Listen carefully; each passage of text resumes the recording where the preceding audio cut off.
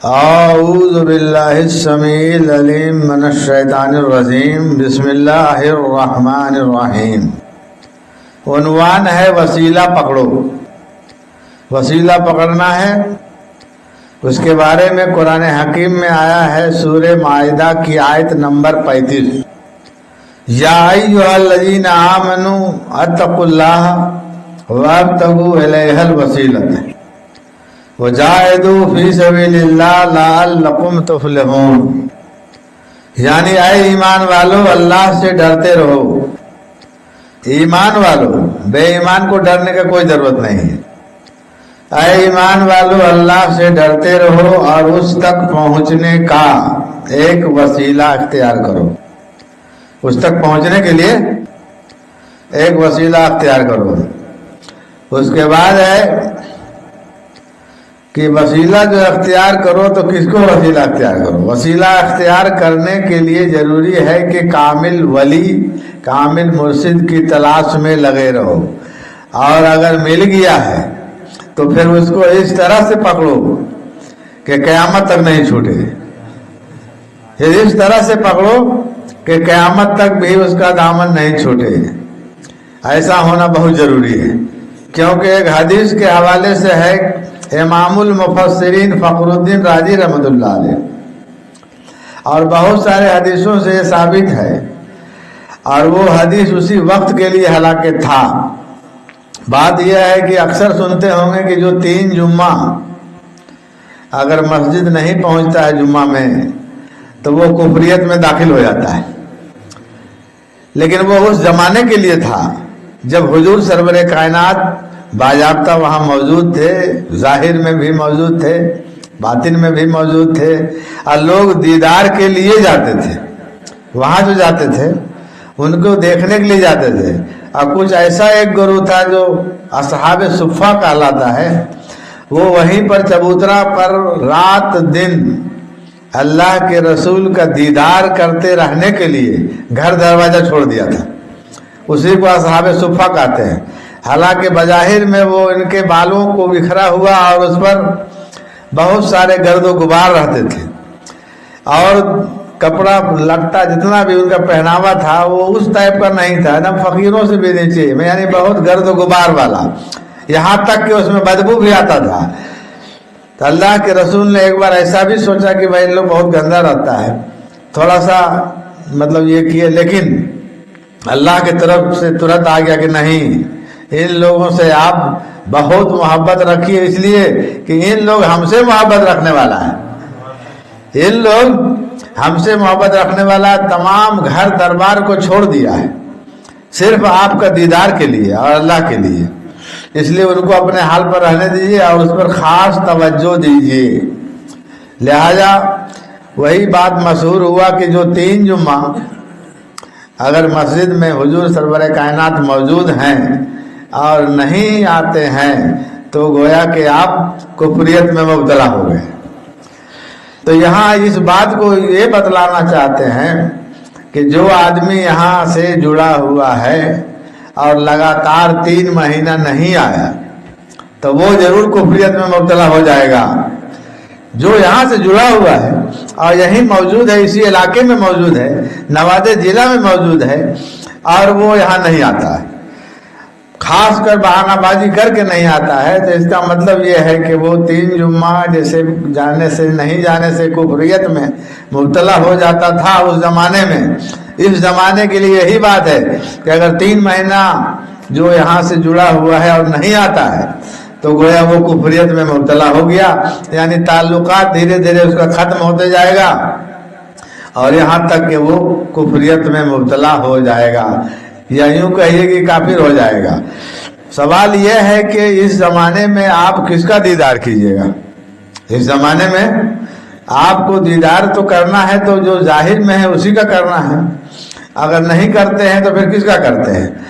یہ نہیں ہے کہ آپ جمعہ میں نہیں جائیے، آپ جمعہ میں ضرور جائیے، ایسی بات نہیں، جس جگہ آپ ہیں جمعہ میں جائیے، اسے روک نہیں ہے، لیکن یہاں آپ ہر مہینے نہیں بھی آ سکتے ہیں تو 3 مہینہ میں ضرور آئیے، اور اس کے باوجود اگر جو زیادہ دوری میں ہے تو وہ 6 مہینہ میں آویں، پھر اس سے زیادہ دوری میں ہے، بدیش میں ہے، تو سال میں آوے۔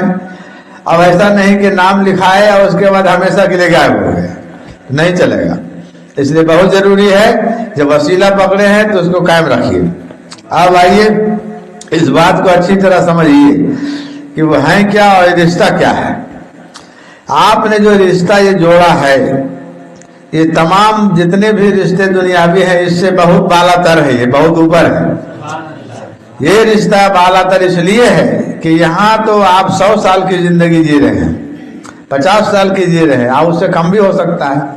اس کے بعد جتنے رشتے ہیں آپ کے آنکھ بند ہونا، یہ سارے رشتے ناطے ختم ہو جائیں گے۔ بچ جائے گا وہ رشتہ جہاں سے ختم ہوتا ہے وہاں سے شروع ہوتا ہے۔ جو رشتہ یہاں ختم ہوا اب وہاں سے آپ کا قبر سے یہ رشتہ شروع ہو جاتا ہے، تو اس رشتے کو آپ اہمیت نہیں دے رہے ہیں، اور بظاہر میں جو رشتہ ٹوٹنے والا ہے اس کے لیے جان دے رہے ہیں، اس کے لیے ہر کام کر رہے ہیں، جھوٹ سچ جو بھی کرنا ہے سب کچھ کر رہے ہیں، یہاں تک کہ حدود بھی پار کر رہے ہیں، جتنا حد ہے اس سے بھی آگے بڑھ رہے ہیں۔ اس لیے بہت ضروری ہے کہ اس رشتہ کو پہلے اچھی طرح سمجھا جائے کہ یہ رشتہ ہے کیا۔ آج کل جو ہے اپنا دنیاوی رشتہ کو بہت زیادہ اہمیت دے رہے ہیں، ممیرا پھپھیرا کلیرا، اس کا بھتیجا کا بھتیجا، اس کا بہت لمبا دور تک لے جائے گا، یہ نہیں چلنے والا، وہ آپ کو کچھ نہیں کام آئے گا۔ کیونکہ اب وہاں حضور سرور کائنات کے زمانے میں آپ دیکھ لیجئے کہ کون تھے، حضرت بلال حبشی رضی اللہ تعالی عنہ، ان کا رشتہ کیا تھا حضور سے؟ کچھ نہیں۔ جابر اور ویسے سے بہت سارے لوگ جو ہوئے، اور اپنا رشتہ دار کون تھا؟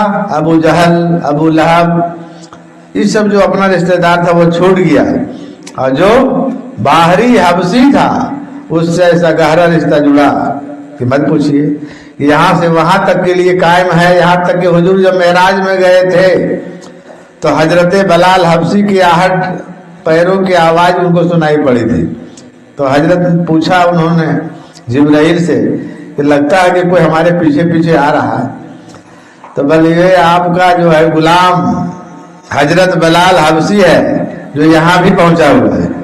اب سوچ لیجئے کتنا مارکے کی بات ہے۔ تو معراج میں حضور گئے تھے تو وہاں بھی موجود تھے، یعنی کتنا گاڑھا رشتہ ہے، اس کو سمجھیے۔ اور اس رشتے کو سمجھنے کے لیے سمجھیے کہ جو پیغمبر ہیں تو ان کا کچھ کہنے نہیں، رسول ہیں تو ان کا نہیں، اولیاء اللہ نہیں مرتے ہیں، یہ جان لیجئے، یہ قرآن کے دلیل ہے۔ کیسے؟ اللہ کے رسول نے جو فرمایا، ایک حدیث بھی ہے، یہ امام المفسرین حضرت فخر الدین رازی رحمۃ اللہ نے اپنے مارقۃ الآراء تفسیر میں سرکار دو عالم صلی اللہ علیہ وسلم کی حدیث درج فرماتے ہیں کہ انا اولیاء اللہ لا یموتون لیکن ینتقلون من دار الی دار، مانے ہوا کہ بے شک اولیاء اللہ مرتے نہیں بلکہ ایک گھر سے دوسرے گھر میں منتقل فرماتے ہیں، یعنی یہاں اس گھر سے نکلے اس گھر میں چلے گئے۔ جب اولیاء اللہ کا یہ حال ہے تو اللہ کے رسول کا بات کیا کہنا ہے، اور پیغمبروں کا کیا کہنا ہے؟ یہاں تک کہ مومنین نہیں مرتا ہے، پکا جو مومن ہو گیا وہ بھی ادھر سے ادھر، تو لیکن مومن لوگ ہیں کون اور کیسے ہو سکتا ہے؟ اولیاء اللہ کا ذکر قرآن حکیم میں آیا ہے، سورہ کہف میں بھی، من یہدی اللہ فہو المہتدی ومن یضلل فلن تجد لہ ولیا مرشدا۔ جب وہ صحابہ کو زمانہ تھا حضور کا تو اس زمانے میں تو مرشد کا کوئی نام نہیں جانتا تھا، چونکہ مرشد کا نام سننے پر اصحاب لوگ بھی بہت سمجھ رہے تھے کہ یہ مرشد کیا چیز ہوتا ہے، لیکن بہت سارے لوگوں نے سوال بھی کیا ہوگا کہ یہ مرشد کیا ہے، لیکن جو اس نے جواب دیا، جو انہوں نے جواب اس میں دیا، اس جواب کو ان لوگوں نے چھپا دیا۔ آج تک کسی حدیث میں نہیں ملتا ہے کہ جب پوچھا تو جواب کیا ملا کہ مرشد ہے کیا، لیکن اللہ تعالیٰ خود فرماتا ہے من یہدی اللہ فہو المہتدی، اللہ تو جانتا ہے قیامت تک، قیامت کے بعد بھی، قیامت سے پہلے بھی، ہمیشہ سے ہے، ہمیشہ رہے گا، تو وہ نہیں جانتا کہ آنے والے وقت میں مرشد کا ہی دور ہوگا، وہ تو جانتے تھے۔ اسی لیے آیت سورہ کہف کے آیت نمبر 17 میں آیا ہے من یہدی اللہ فہو المہتدی ومن یضلل فلن تجد لہ ولیا مرشدا، یعنی جسے اللہ چاہتا ہے ہدایت دیتا ہے، اور جس کو وہ گمراہ کرتا ہے اور کرنا چاہتا ہے اس کو اپنا دوست تک کبھی نہیں پہنچاتا ہے، یعنی اس کو کبھی نہیں پاوے گا مرشد، یعنی اپنا دوست نہیں پہنچاوے گا۔ اس لیے اللہ کا جس کو وہ رہتا ہے کہ ہم اس کو گمراہ کر دیں، لیکن سوال یہ ہے کہ گمراہ کیوں کرے گا، اور ہدایت دے گا وہی ہے، گمراہ وہی کرے گا۔ اس کا مطلب یہ ہے کہ کچھ بات آگے کی ہے۔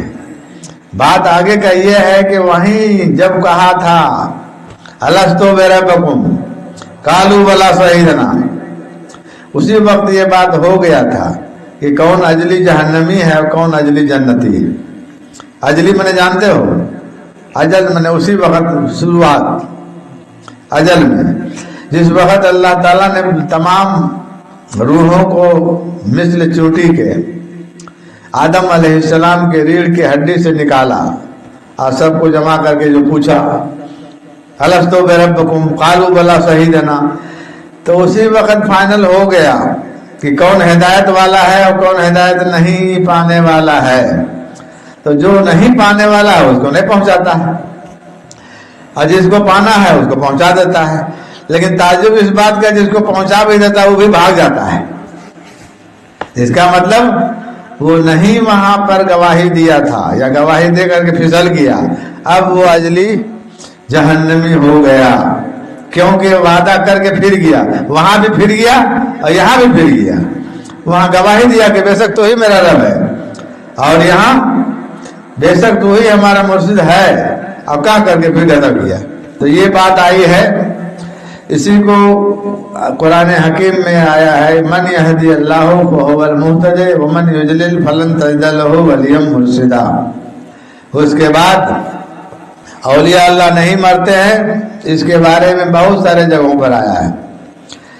ان اولیاء الا متقون ولکن اکثرهم لا یعلمون، اور اولیاء اللہ جو ہے متقی جو ہوتے ہیں، جو پرہیزگار ہوتے ہیں، اسی میں سے اولیاء اللہ ہوتے ہیں۔ اس کے علاوہ یہ بھی شرط نہیں ہے کہ اولیاء اللہ کرامت ہی دکھلائے گا۔ بہت سے کہ یہ وہم ہے کہ جو کرامت دکھایا وہی ولی ہے، قطعی غلط ہے، قرآن حکیم سے بات نہیں ہے۔ قرآن حکیم میں الذین آمنوا وکانوا یتقون لهم البشری فی حیات الدنیا وفی الآخرہ، اولیاء اللہ وہ لوگ ہیں جو ایمان لائے ہیں اس چیز پر جو آئی ہے نزدیک اللہ کے سے، اور اس پر ایمان ہے مومنوں کا، جو اللہ کی طرف سے آئی ہے، جو اللہ کے نزدیک سے جو ہے اس پر مومنوں کا، اور اولیاء اللہ کو اس پر پورا ایمان ہے، اس لیے ان کو بصارت ہے، اللہ کی طرف سے بصارت ہے۔ کس بات کا؟ جنت الفردوس کا بصارت ہے۔ وہ بصارت دے رہا ہے کہ اولیاء اللہ وہ لوگ ہیں جو ایمان لائے ہیں اس چیز پر جو آئی ہے نزدیک اللہ کے سے، اور اس پر مکمل ایمان رکھتے ہیں۔ تو اس میں کہاں آتا ہے کہ ہاں جو کرامت دکھلائے گا وہی ہو سکتا ہے اولیاء اللہ، ورنہ نہیں ہوگا؟ ایسا تو نہیں کہیں پر ہے، اولیاء اللہ کے بارے میں تو ایسا نہیں۔ اچھا، اس کے علاوہ جب حضرت خواجہ خضر علیہ السلام کا جو قصہ آیا قرآن حکیم میں، وہ سورہ کہف کی آیت نمبر 65 میں ہے۔